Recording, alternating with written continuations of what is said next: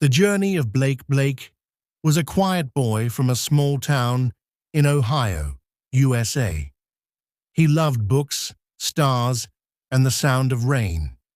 But there was one thing he feared more than anything: English. At school, Blake stayed silent in class.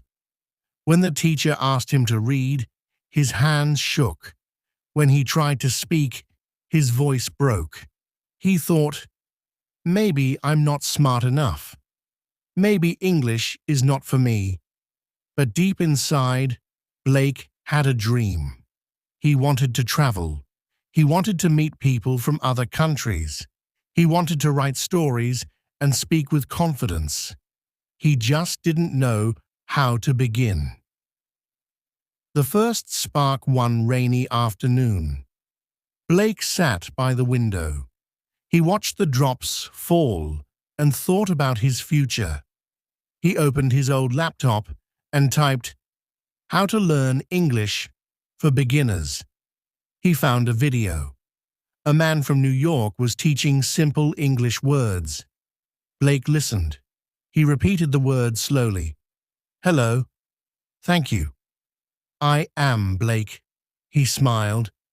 For the first time, English didn't feel scary. It felt like a new friend. The notebook. Blake found an empty notebook. He wrote 5 words every day. He made small sentences. The sun is bright.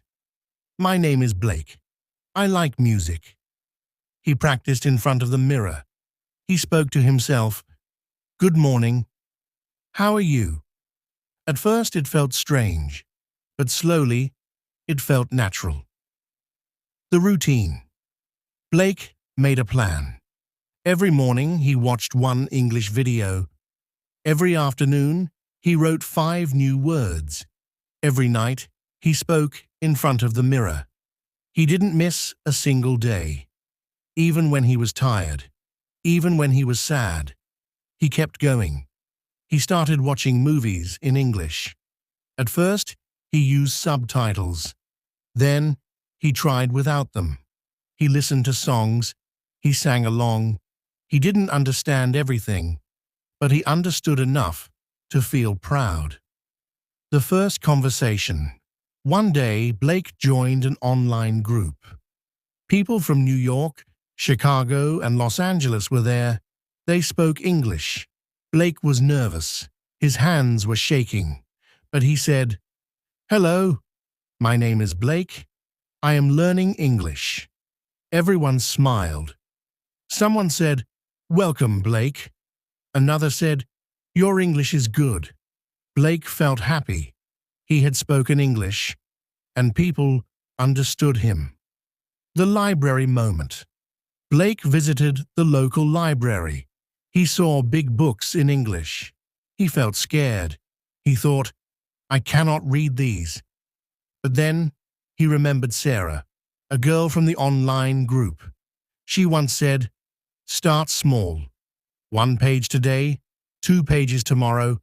Blake picked a small storybook. He read 1 page, then 2, then 5. After 1 month, he finished the book. He smiled and whispered, "I can do this." The speech. 6 months later, Blake was invited to speak at a youth event. He stood on stage. The lights were bright. The room was full. He took a deep breath and said, "6 months ago, I was afraid of English. I thought I could never learn. But I started with 1 word, then 1 sentence, then 1 conversation. Today, I stand here speaking to you in English. If I can do it, you can too." The crowd clapped. Some people had tears in their eyes. Blake smiled. He had conquered his fear. The journey continues. Blake kept learning. He started writing short stories. He helped others learn English. He made videos for beginners. He traveled to other cities. He met people from different cultures. He spoke with confidence. He listened with kindness. He became a voice of hope. The lesson. Blake's journey teaches us something powerful. English is not just a language, it's a bridge to new friends, a bridge to new ideas, a bridge to a better future. You don't need perfect grammar. You don't need expensive classes. You need patience. You need practice. You need belief. Start with one word, then one sentence, then one step. And one day, you'll speak to the world, just like Blake.